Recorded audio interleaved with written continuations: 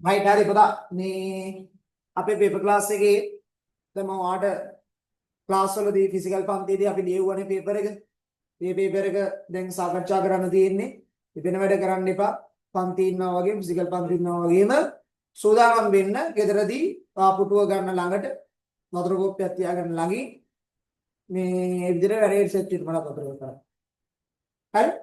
අපි එනවා පළවෙනි ගානේ කියන්න පුතා මෙන්න මෙහෙම එකක් නේ. ගානකට බලමින් ගානකට බලමින් ඔන්න එනවා බලන්න මේ ගාන මම දැන් ඩවුන්ලෝඩ් කරලා එන්නේ නැහැ. අපරාම මේක වෙන්න ඕනේ නේ බලන්න.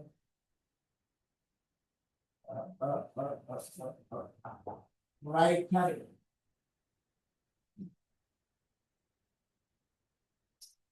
දැන් මේක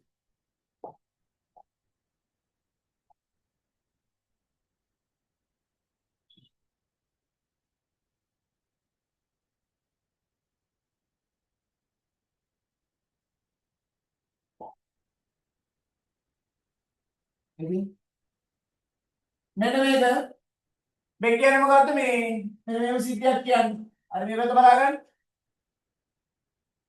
මේක කියන්නේ මොකද එක්තරා වෙළඳ සැලක ප්‍රදර්ශනාගාරයේ ඇති ශීතකරණයක පහත පත්‍රිකා අලවා තිබුණි ශීතකරණයේ විකුණුම් මිල දෙන 1,20,000යි අත්පිනවල ගැනීමේදී 100,000ක වට්ටමක් දෙනවලු මේකයි ඉස්සර මේක ගද්දි 100,000ක වට්ටමක් ඒගොල්ලෝ දෙනවලු ඊට පස්සේ අපිට කියනවා පළමුව රුපියල් 20000ක් ගෙවනවලු පළමුව 20000ක් ගෙවා ඉතිරිය සමාන මාසික වාරි 20කින් ගෙවීමට ලබා ගන්න. වාර්ෂික පරිමාණ පාපිකේ 24යි දිනවන ශේෂ්ඨ පෙර ගණනය කරයි. right. හොඳ ළමයා වගේ දෙකට බලන්න පොතේ. ඔයාට කඩේට ගිහිල්ලා ෆ්‍රිජ් එකක් ගන්න පුළුවන්. පාට එක සැරේ ගෙවද්දී එයා ගාන කඩු කර. හැබැයි ඔය ගෙවීමේ ක්‍රමයට ගත්ති ඔය 1,20,000ට ගන්න ෆ්‍රිජ් එක ගෙවලි වරදී ගණන් වැඩි. ඔයාගෙන් අහනවා හරි ඔයාගා පේපර් එක දෙනවා කියවන්න අවසානට කියනවා මෙම ශීතකරණය අත්පිරමුදලට ගැනීමේදී ගැනීමට වඩා මාසික වාරික ලෙස ගෙවීමට ලබාගතොත් රුපියල් 33,000ක් වැඩි බව පෙන්වනවා. වැඩිපුර ගෙවිය යුතු බව පෙන්වනවා. ඒ කියන්නේ ඔයා ගෙවීමේ ක්‍රමයට ගත්ති එක සැරේ දීලා ගන්නවට වඩා වැඩියෙන් ගෙවන්න තියෙනවා කියලා ඔප්පු කරන්න 33,000. යෝගනේ අපිට කරන්න තියෙන්නේ. තෙලකිරි පළවෙනි ගාන අපි වැඩේ පටන් ගමු. පළවෙනි ගානේ මොකද්ද කියන්නේ? පළවෙනි අරම කියනවා 1.20ට 110ක වට්ටමක් දෙනවලු. නේ? 1.20ට 110ක වට්ටමක්. පුතේ 1,20,000ට මේ 1,20,000ට 110ක වට්ටමක් කියද්දි පුතා 110ක වට්ටමක් දුන්නයින් පස්සේ වටිනාකම හොයන්න. හරි මේ වට්ටම දුන්නයින් පසු වටිනාකම හොයන්න. වට්ටම දුන් පසු වටිනාකම අපි වැඩේ දෙනවා. වට්ටම දුන්නයින් පස්සේ ඒ කියන්නේ මොකද මේ 1,20,000ට නෙමෙයි වට්ටමක් දෙන්නේ. මෙන්න මේ 1,20,000ට තමයි වට්ටම දෙන්නේ. වට්ටම 100ට කීයක් දෙනවද ඒගොල්ලෝ? 1,20,000ට 110ක වට්ටමක් දෙනවා. 1,20,000ට 110ක වට්ටමක් දෙනවා. එහෙනම් 1,20,000ට 110ක වට්ටමක් ගන්න කරන්න. ඔයාට 1,20,000ට 110ක් බලලා 1.20න් ඒ 110 අඩු කරන්නත් පුළුවන්. එහෙම නැත්නම් 1,20,000ට කෙලින්ම 110ක වට්ටමක් දෙනවා කියන 110ක් අඩු වෙනවා කියන්නේ. මුළු වටිනාකම 100යි. ඒකෙන් 110ක වට්ටමක් දුන්නොත් 110ක් අඩු වෙනවා. 100න් එහෙනම් මොකද වෙන්නේ? 100ට 100න් 110ක් අඩු වුණාම 190යිනේ පුතේ. එහෙනම් 1,20,000 190න් වැඩි කරා. 1,20,000 190න් වැඩි කරා. එහෙම නැත්නම් මෙහෙමත් පුළුවන් නේ පුතා. මෙන්න මෙහෙමත් කතාව. මෙහෙමත් හිතන්න. 120ක වට්ටමක් කියන වැඩි කරන්නේ 180. 130ක වට්ටම නම් හරියට දැන් වඩ පුළුවන්. කියන්න. සුපිරි කියන්න 170. 105ක් න කියන වැඩි කරන්නේ 195. right එහෙනම් දැන් අපි මේ ගාන හදන්න මොකද කරන්නේ? අපි දැන් මේ ගාන හදන්න මොකද කරන්නේ? අපි කපනවා. දැන් කපන්න මේ උඩ බිඳුවට යට බිඳුව කැපුණා. මේ යට බිඳුවට මේ උඩ බිඳුව කැපුණා. 9 වරක් වලින් මෙයා වැඩි කරා. 9 වරක් බිඳුව බිඳුවයි 9 වරක් බිඳුව බිඳුවයි 9 වරක් බිඳුව බිඳුවයි 9 වරක් දෙක 18න් 8 දැම්ම එකක් ඉතුරුයි 9 වරක් දෙක 18න් 8 දැම්මා 8 දැම්මා එකක් ඉතුරුයි 9 වරක් එක 9යි 10යි. ඒ කියන්නේ පුතා රුපියල් වටිනවා 1,08,000ක් වට්ටම ගෙවුවෙන් පස්සේ වටිනාකම වට්ටමෙන් පසු මුදල 1 ලක්ෂ කීයද 1,08,000. අපි යනවා ඊගාව කොටස. හරි. දැන් අපිට වට්ටම් කතාව ඉවරනේ. වට්ටම් කතාව අවසන්. හරි. මොකද වතුර ටිකක් බොන්නද?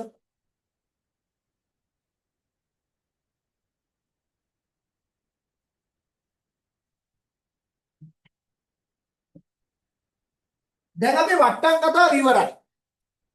ඊට පස්සේ මොකක්ද කියන්නේ? පළමු රුපියල් 20000ක් කියලා 1.20ක් වෙන එකෙන් පළමු රුපියල් 20000ක් කියවනවා. අන්න එන්න. එහෙනම් ඉතිරි ණය කොටස නම් මොකද කරන්නේ? දිනවන ශේෂය ඉතිරි වෙන ණය කොටස හොයන්න මොකද කරන්නේ? 1,20,000න් අඩු කරන්න කීයද? මුලින්ම රුපියල් 20000ක් කියනවනේ 20000ක් අඩු කරන්න. 1,20,000න් 20000ක් කියම් කීයද? තව ගෙවන්න ඉතුරු වෙනවා පුතේ රුපියල් ලක්ෂයක්. තව යාට ගෙවන්න ඉතුරු වෙනවා රුපියල් ලක්ෂයක්. අපි යනවා ඊගාව කොටසට. ඉතුරු වෙනවා ලක්ෂයක්. හීනවන ශේෂය මට කියන්න. ඉතිරි ණය කොටස එව්වා. ඊට පස්සේ එන්නේ මොකද්ද?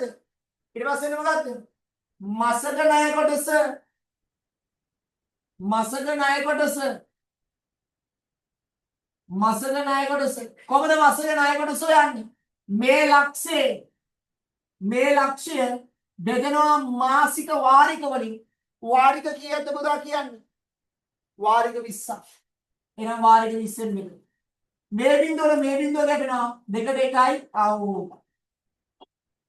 මේක කරන්නේ කෙලිම 20ෙන් 20ට 1යි 105යි. ඒ කියන්නේ පුතේ කෙලිම උත්තරේ එනවා රුපියල් කීයද? 5000යි. ඔන්න කමු විදිය. මේ 20ට 1යි 105යි. කෙලින්ම එන උත්තරේ රුපියල් 5000. මේ ඇවිලා මොකද්ද? මසක ණය කොටස. ඊගාවට මොකද්ද හොයන්නේ? මසක ණය කොටසට පස්සේ. මොනවද? මාස ඒකකයට පොලි යන්න පොදා සූත්‍රය මතක තියාගන්න. මාස ඒකකයට පොලිය. මම දැන් මම මුරතල් කර උගන්වන්නේ කියන්නේ පාස රයිසර් සර්ට ඕවා පැහැදිලි කරලා උගන්වන්න බැරි. සර් උගන්වන්නේ නැහැ පැහැදිලි කරලා. උගන්වන්න ඕනේ නැනේ ගොයියෝ. මේවා අපි කරපු කොටස්. මේවා නැවත මතක් කිරීම කරන්නේ පේපර් ක්ලාස් එකේදී මට තියරි කොටස් ආයෙ මුලින් ඉඳලා මතක් කරන්න බෑ. ඒවා තියරි පන්ති ආපු දරුවෝ දන්නවා අපි මේවා මොනතරම් ලස්සනට කතා කියකින් ඉගෙන ගත්තද කියලා. මේ මාස ඒකකයට පොලිය. මාස ඒකකයට පොලිය ගන්නේ කොහොමද? මාස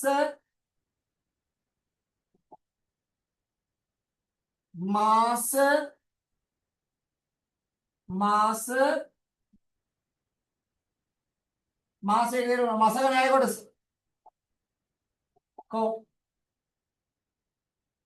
මසක ණය කොටස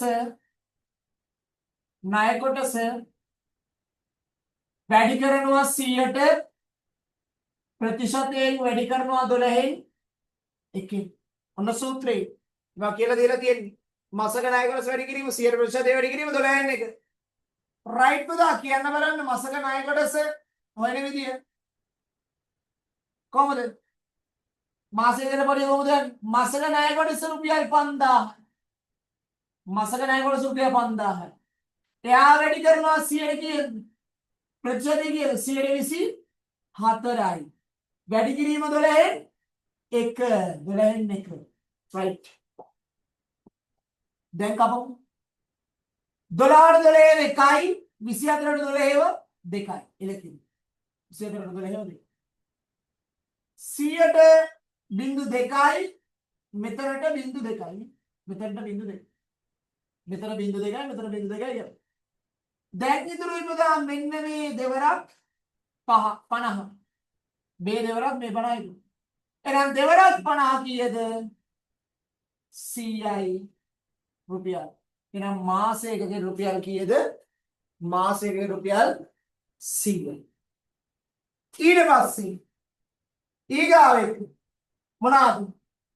මාස ඊගාවෙක මොනවාද? මාස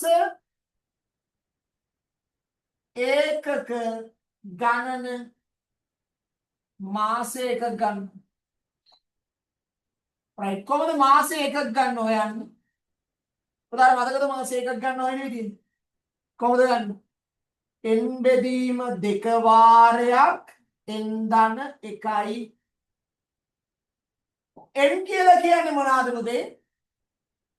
n කියලා කියන්නේ වාරික ගණන. වාරික කීයද කියන්නේ? 20කින් කියලා කියන්නේ. එහෙනම් 20ෙන් බෙදනවා. 20 බෙදීම 2 වැඩි කිරීම 21යි කියද 21යි. ඔන්න පොයින්ට් එක. මේ 2කට 2 1යි මේ 2කට 2 1යි 10 වරක් 21 කීයද? 210යි. එහෙනම් මාසයකක කීයද පුතේ? මාසයකක 210යි. right. ඔයාලට ලියා ගන්න පේනව නේද? පේනව නේද? right. අපි යනවා ඊගාව කොටසට.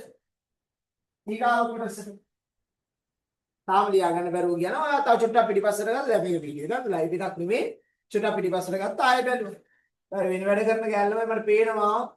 ඔළුව කාකා තඩි බල බල ඉන්න එපා. මේ ගාම දිහා බලන්න. ඈනුන් අරින්න එපා. කණු කාපු දත් පේන. හරි. රයිට් අපි යනවා ඊගාව කොටසට. මේක දැන් අපි හොයාගත්ත මොනවද කලින්? මාසයකගේ රුපියල් 100යි මාසයකක 210යි. එහෙනම් අපි දන්නවා මුළු පොලිය දැන් අපිට හොයන්න පුළුවන්. මොකක්ද දැන් හොයන්න පුළුවන්? මුළු පොලිය හොයන්න මොකද කරන්නේ? එකකට රුපියල් 100 ගානේ 210ක් කීයද කියලා බලන්න. මාස ඒකකයට රුපියල් 100ක් පොලි වෙනවා. ඒ වගේ එකක 210ක් මෙයාට මේ වාරික 20 ඇතුලේ තියෙනවා. එහෙනම් මෙයා ගෙවන්න ඕන මුළු මුදල මුළු පොලියේ ඉන්න නම් මේ 210 100න් වැඩි කරනවා. 210 100න් වැඩි කරාම කීයද? 21000 රුපියල් 21000. අර රුපියල් 21000. ඊට පස්සේ කොටස මේ විල්ල පුතේ 21000 පොලියනේ. උගේ පොලියනේ මේ රුපියල් 21000 කියලා කියන්නේ. එයා ණය වුණා කොච්චරක්ද ඔය 21000 වෙනුවෙන්? රුපියල් 100ක් රුපියල් ලක්ෂයක් යා ණය වුණා. රුපියල් ලක්ෂයක් ණය වෙලා 21000ක් පොලි වුණා යා. හැබැයි තව දෙයක් ඔයාට අමතක කරන්න බැරි දෙයක් තියෙනවා. ලක්ෂයක් ණය වෙන්නේ රුපියල් 20000ක් මුලින්ම ගෙවලා නේද? එහෙනම් එයාගේ මුළු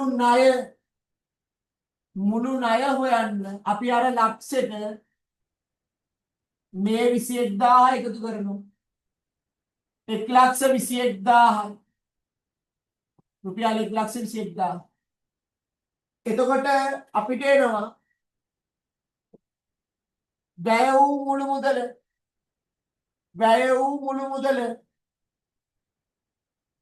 මුදල හොයන්න මේ 1,21,000ට අපි අර මුලින්ම ගෙවුවනේ රුපියල් 20000 අපිට මේ ගෙවීමේ ක්‍රමයට ගත්ත රුපියල් 20000 මුලින්ම දීලා හරි අතිකාරම් මුදලක් දීලානේ අපි ගන්න.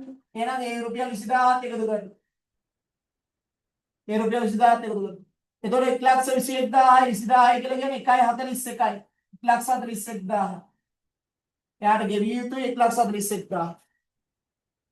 දැන් අපි ගන්නේ එයාට කුලී කිරීමේදී 1,41,000ක් වැය වුණා. එයා අත්පිට මුදලට ගැනීමේදී රුපියල් 1,60,000යි වැය වුණේ. වැඩිපුර රුපියල් 30,000ක් ගෙවන්න උණයි කියලා. එහෙනම් අපි බලමු වැඩිපුර ගෙවීමට සිදු වූ මුදල ඔයාලට මොකද කරන්නේ? 1,41,000න් අඩු කරනවා 1,41,000න් අඩු කරනවා කීයද? කීයද? එයා ගෙවීමේ ක්‍රමයට ගත්තේ නැත්නම් එයා අපිට මුදලට ගත්තා නම් එයාට කීයද වෙන්නේ? 1,60,000යි වෙන්නේ. 1,60,000යි.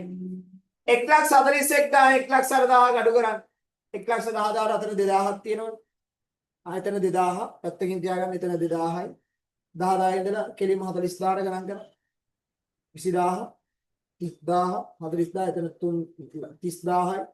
30,000යි අර කලින් අමතක කරපු 2,000 32,000යි. 41,000ට තව 1,000ක් තියෙනවා 33,000. එහෙනම් කෙලින් වෙනවා පුතේ උත්තරේ. වැඩිපුර ගෙවීමට සිදු වුණු මුදල 33,000යි. ගානේ අහන්නෙත් ඒක නේද කියලා බලන්න මේ 33,000 උත්තරය අඩුපාඩු සකස් කරගන්න. අනක් මුලින්ම හැදුවා වට්ටම දුන්නයින් පස්සේ වටිනාකම 1,60,000යි. ඉතිරි ණය කොටස මේ ඊට පස්සේ මේ වට්ටම දුන්නයින් පස්සේ 1,60,000යි. එයා ගෙවීමේ ක්‍රමයට ගද්දී 1.20ක් වෙනවා ඒකේ වටිනාකම. ඒකේ 20,000ක් මුලින් ගෙවනවා. ඊට පස්සේ ලක්ෂයක් තියෙනවා. ගෙවන්න ඉතුරු වෙන ලක්ෂය මේ ලක්ෂය තමයි ගෙවීමේ ක්‍රමයට ගන්නෙ. ලක්ෂ ගෙවීමේ ක්‍රමයට ගද්දී මාසක ණය කොටස පොලියන තු රුපියල් 5,000ක් වෙනවා. ඊට පස්සේ අපිට මාස එකකේ පොලිය ගන්න පුළුවන් මාසක ණය කොටස 100% වැඩි කරලා 12 එකකින් වැඩි කරාම 5,000 වැඩි කරලා 12 එකකින් වැඩි කරාම මාස එකකේ පොලිය රුපියල් 100ක් එනවා. ඊට පස්සේ අපි වෙනවා මාස එකක් ගන්න හොයන්නේ එන්දරිප දෙක වාරයක් ඉඳන් එක එන් කියලා කියන්නේ මාස එකක් ගන්න වාරික ගන්න 20යි 20 දෙකෙන් බෙදලා 21කින් වැඩි කරන්න තියෙන්නේ 20 දෙකෙන් බෙදුවාම 10යි 10 21කින් වැඩි කරාම 210. එනවා මේකත් හරි. ඊට පස්සේ අපිට ගන්න පුළුවන් මුළු පොලිය මාස එකකේ පොලිය රුපියල් 100යි ඒ වගේ 210ක් එහෙනම් 210 100ක් 21,000. ඊට පස්සේ අපිට එනවා මුළු ණය මුදල හොයන්න අර ලක්ෂයක් එයා ණය වුණා ඊට පස්සේ 21,000 පොලි වුණා ලක්ෂය 21,000යි පොලි වෙච්ච 21,000 1,21,000 ඊට පස්සේ යාට එයාට වැය වෙච්ච මුළු මුදල එයා එකවර අත්පිට මුදලට ගත්තා නම් 1,60,000යි වැය වෙන්නේ. එයා ගෙවීමේ ක්‍රමයට ගත්ත නිසා යාට වැය වෙන මුළු මුදල බලන්න. මෙතන 1,21,000ක් තිබුණා තව රුපියල් කීයද 20,000ක් අත්තිකාරම වශයෙන් ගෙවලා තිබුණා. එහෙනම් මේ 1,21,000යි මේ රුපියල් 20,000 1,41,000 වෙනවා. එහෙනම් අපි දැන් වැඩිපුර ගෙවන්න වෙච්ච ගාන හොයන්න මොකද කරන්නේ? එක සැරේ 1,60,000න් ගත්තා නම් ගෙවන්න වෙන්නේ 1,60,000 එක සැරේ ගත්තා නම් හැබැයි යා ගෙවීමේ ක්‍රමයට ගෙවපු නිසා 1,40,000ක් යාට ගෙවිලි ඉවර වෙද්දි වෙනවා. එහෙනම් 1,41,000යි මේ 1,60,000 මොකද කරන්නේ? අඩු කරනවා.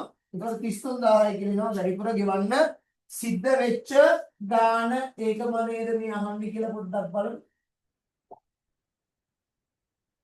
ඒකම තමයි මම හිතන්නේ අහන්නේ.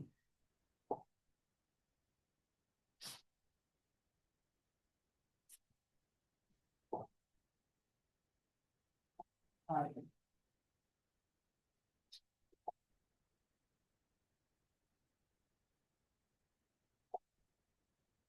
ඒකම තමයි නේ යන්නේ මේ 33,000ක වැඩිපුර මුදල ගේමර සිදු වන බව පෙන්වන්න. රයිට් අපි යනවා ඊගාව ගාන. ප්‍රස්ථාර ගානට අපි යනවා. ප්‍රස්ථාර ගානට රයිට්. හරි. බලන්න. y සමානයි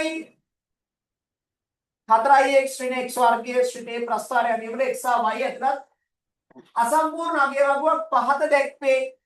හරි අපිට අග්ගල මෙන්න මේ හිස්තන සම්පූර්ණ කරොත් මේ හිස්ස උඩේ හොඳට මතක තියාගන්න මේ හිස්තන සම්පූර්ණ කරන්නේ මෙන්න මේ සමීකරණයේ භාවිතයෙන් මෙන්න මේ සමීකරණයේ භාවිතයෙන් හරි සමීකරණය මොකක්ද කියන්නේ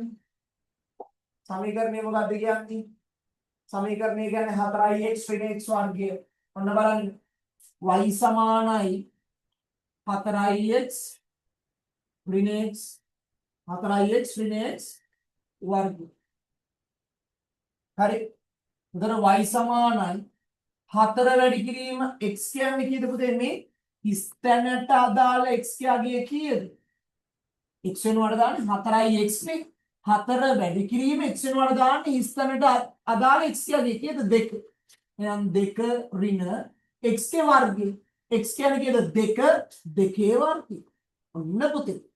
එහෙනම් y සමානයි 4 වරක් 2 8යි ඍණ දෙකේ වර්ගය 7. එහෙනම් 8න් 4ක් ගියාම y සමානයි 8න් 4ක් ගියාම කීයද? 4යි. 8න් 4ක් ගියාම y සමානයි 4යි. එහෙනම් මෙතනට එනවා හිස් තැනට උත්තරේ 4. ඊට පස්සේ දෙවෙනි ගාන කියනවා සුදුසු පරිමාණයක් ගැන ශ්‍රිතේ ප්‍රස්ථාරය අඳින්න. දැන් අපි යමු ප්‍රස්ථාරය අඳින්න.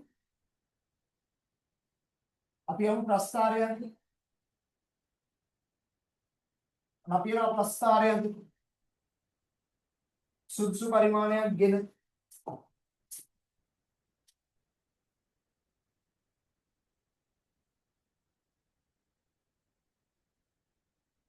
මේකේ නේද ඉස්සර ගත්තයි කියන්නේ. ඔව්.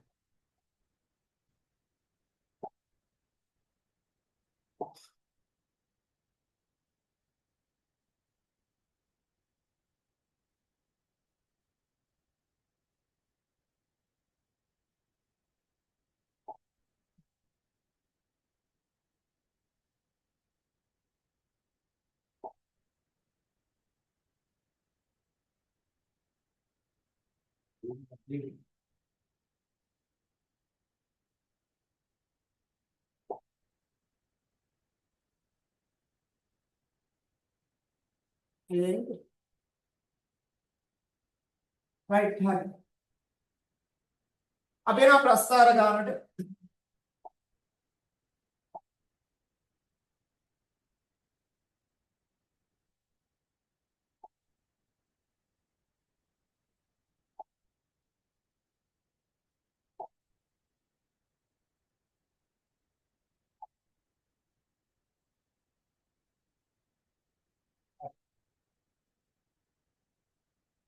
ප්‍රස්ථාර ගාන බලමු. මේ ප්‍රස්ථාර ගාන කියන්නේ මොකක්ද?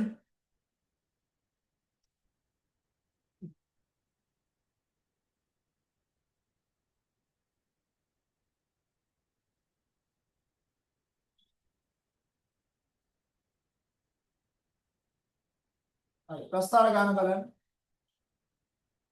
වගුවේ කියන්නේ ඍණ එකේදී ඍණ එක බිංදුව ධන 1 ධන 2 ධන 3 ධන 4 ධන 5. ඔය අද මෙන්න මෙච්චරයි කරන්න ඕනේ. x ගේ ඍණ පැත්තට ඍණ 1යි තියෙන්නේ ධන පැත්තට ධන 5ක් තියෙනවා. y ගේ ඍණ පැත්තට ඍණ 5ක් තියෙනවා ධන පැත්තට ධන 4ක් තියෙනවා. එහෙනම් ඕක මතක තියාගෙන අපි ගාන හදමු. ඕක මතක තියාගෙන අපි රූපය අඳිමු. හරි ප්‍රස්ථාරය අඳින්න. දැන් ඔයා දන්නවනේ මෙන්න මේ ඔයාට තියෙන මෙන්න මේ වගේ ප්‍රස්ථාර කොලයක් කියලා. මම මේ කියන වැඩේ හරියටම කරන්නේ. තියෙන ඍණ එකයි තිබුණේ. එහෙනම් ඔය ප්‍රස්ථාර කොලේ කොටුවක් ඔටෝ මෙව වෙනවා. කාරණා නෑ. දැන් හරි ෆුල් උනේ දැන් ස්ක්‍රීන් එක. ස්ක්‍රීන් එක උඩ ඩබල් ටච් කරපුවම තමයි ෆුල් උනේ. කොහොමද මේක එකපාරට වෙන්නේ? හරි දැන් රෙකෝඩින් එක යන ගමන් තියෙනවා කරගෙන. රයිට් හරි. බුදු බණ කරන්නේ නැද්ද? හරි. දැන් මේකේ මම මේ කියන වැඩේ විතරක් කරන්න. දැන් මේ දැන් ඉස්සෙල්ලා අර කරන්න ගිය රෙකෝඩ් වෙලත් නැද්ද දැන්? රෙකෝඩ් වුණා. ඒ ටික රෙකෝඩ් වුණා. දැන් මෙතන ඉඳලා අලුතෙන් කරගෙන යන්න මේක කපලා එඩිට් කරමු. එකට තියලා. හරි. දැන් මේකේ බලන්න පුතේ එක කොටුවක් අරිනවා. හරි. ඊගොල්ලත් දැන් මේ වුණා. ඉස්සෙල්ලා ගානේ x කියාගේ තිබුණේ අපි ආයෙ ගානට යමු.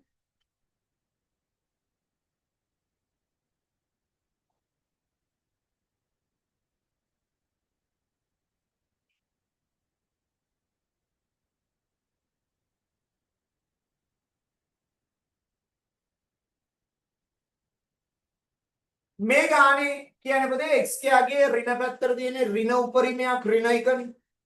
ධන පැත්තට තියෙනවා ධන උපරිමයක් ධන 5.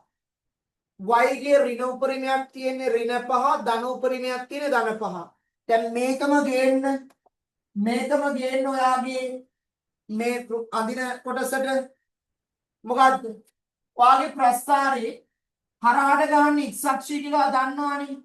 එහෙනම් ඔයා මොකද කරන්නේ? එක කොටුවක් කරලා ඍණ 1 දිත්තේ. එහෙනම් මෙතන ඉඳලා ඍණ 2කින් පටන් ගන්න. එක කොටුවක් කරියා ඍණ 2යි. දැන් කොටු දෙකෙන් දෙකට. කොටු දෙකෙන් දෙකට. ඍණ 1යි බිංදුවයි බිංදුවේදී ඔන්නෝම ප්‍රස්ථාර කොලේ උඩ යට යාවෙන්න ගහන්න මෙතනින් යන්නට යන්න එපා. මේවා යන්න එපා. මෙතන ඉඳලා මෙතන ගලවල් ගන්න. ප්‍රස්ථාරය තනි කෙලින් ගහන්න. හරි. ප්‍රස්ථාරය තනි කෙලින් රේඛාවක් ගන්න. එළින්නේ? ඈ? ඔව්.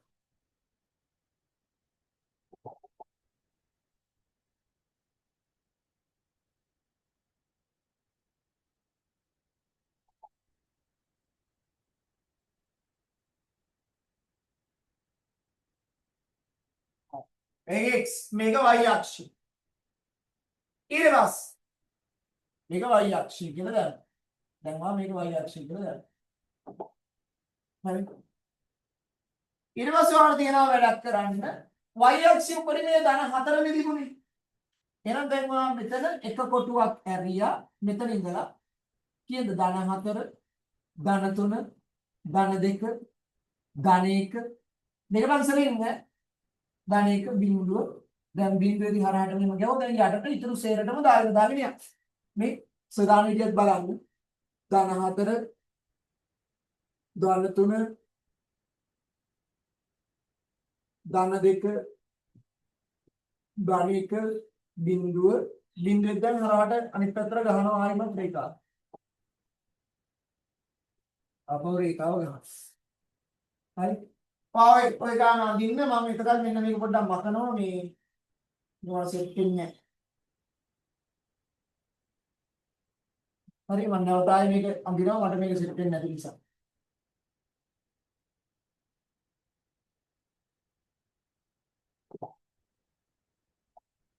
හරි.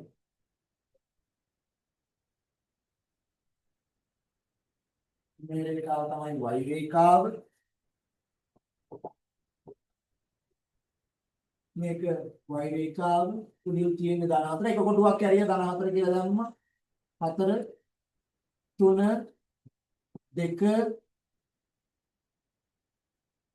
1 බිංදුව බිංදුවෙන් දැන් හරහට රේඛාව ගහනවා බිංදුවෙන් දැන් හරහට රේඛාව ගහනවා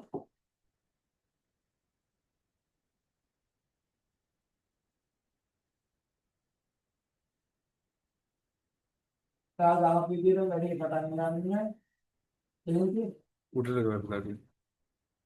හරි. හරි පාරේකාව හරියටම ගන්න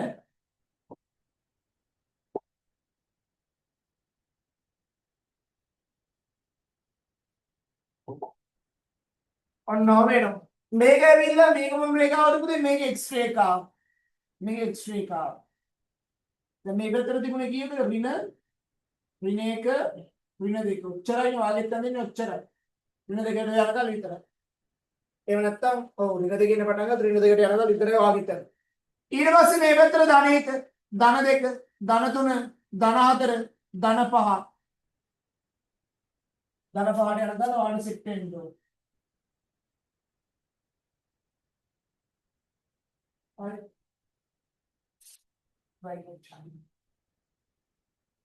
මේකේ y x के उपरिමේ තියෙන ධන පාඩ යනකල් වාරත් සෙට් කරනවා. right අපි දැන් සමීකරණයේ මේ ප්‍රස්ථාරය අදින.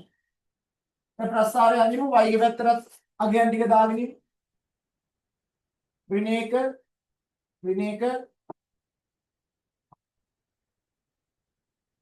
ඍණ 2 ඍණ 3 ඍණ 4 ඍණ 5 ඍණ 6 ඔන්න ඔහොම වැඩ. දැන් අපි කණ්ඩායම් ටික ලකුණු කරමු. කණ්ඩායම් ටික ලකුණු කරමු. ආ පේපර් එක දිහා බලා ගන්න. මතක නැත්නම් ආපහු පිටිපස්සට පොඩ්ඩක් කියවලා බලන්න. කණ්ඩායම් ටික තියෙනවා පොතේ x ඍණ 1 y ඍණ 5 යන්න x ඍණ 1ට යන්න y ඍණ 5ට කණ්ඩායම් ටික ලකුණු කරන්න. මම රතු පෑනෙන් අතර වානින්නේ නැහැ ඔයා පැන්සලෙන්. x ඍණ 1 y ඍණ 5යි යන්න එයාව ලකුණු කරන්න. ලකුණු කරා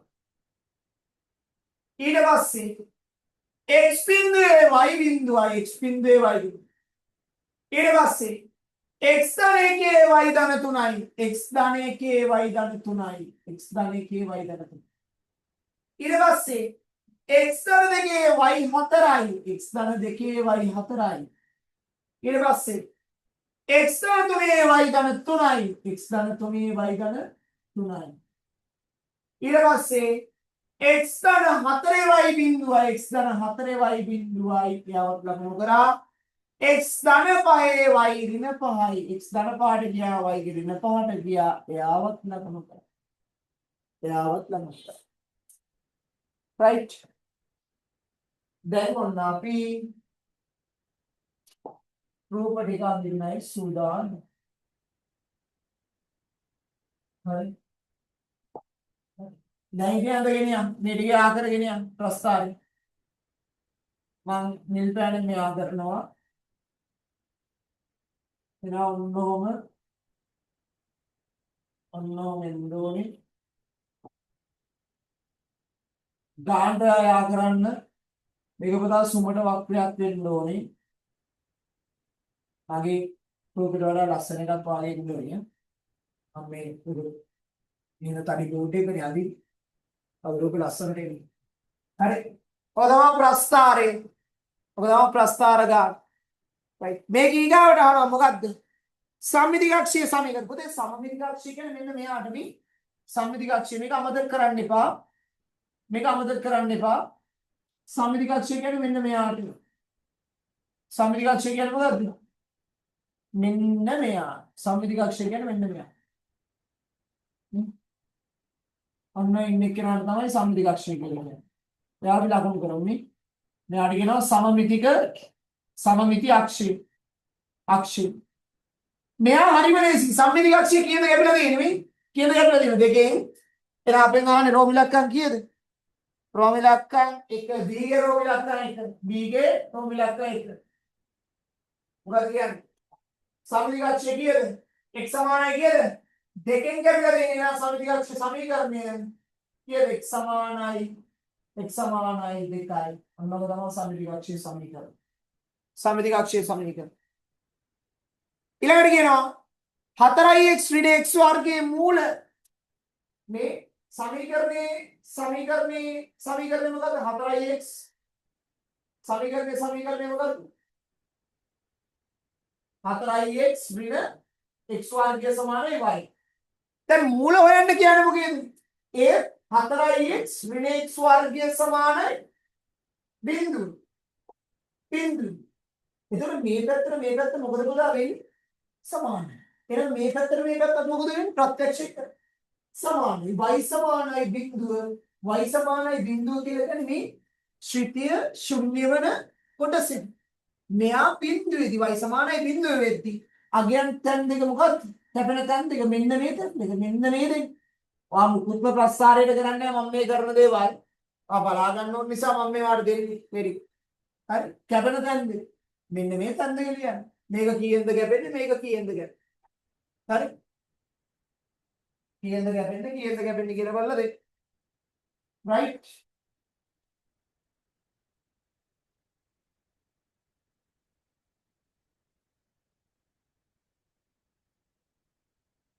right බලන්න පුතේ ඔයාට ලස්සනට ওই රූපය උතනින් ආවද කියලා හරි හරියටම උත්තර දෙක මම මේ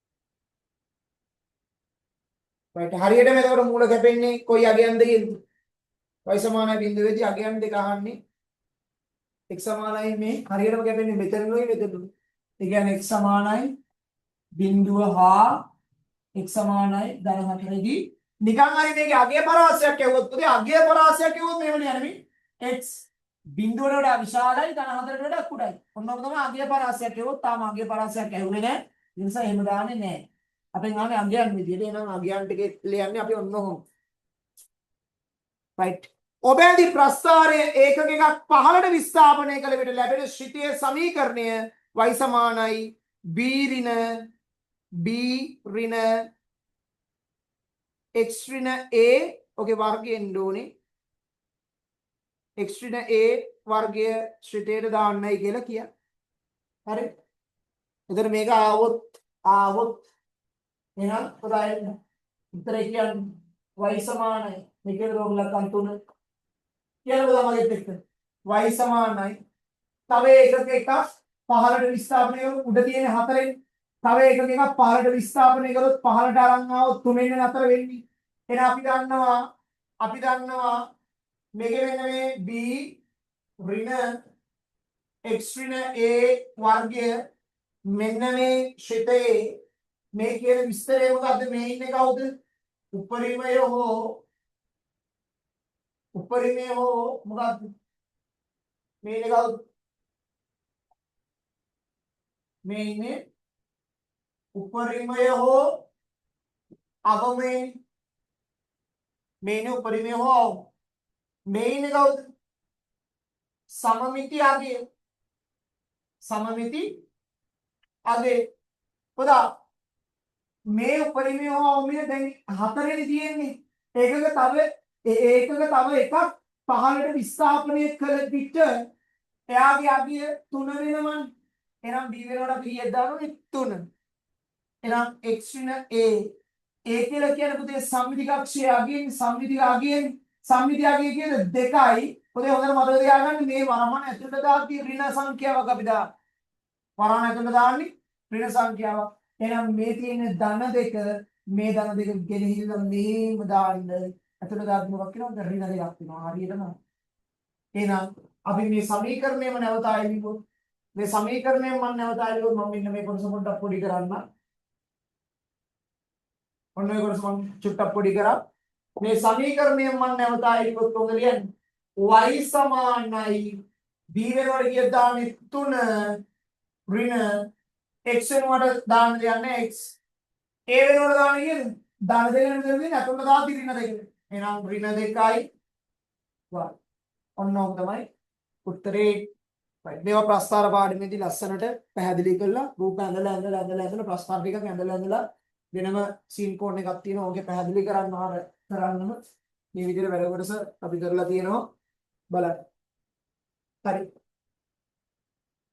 මේක ලියාගන්න. හරි. අපි යනවා ඊගාව ගානට.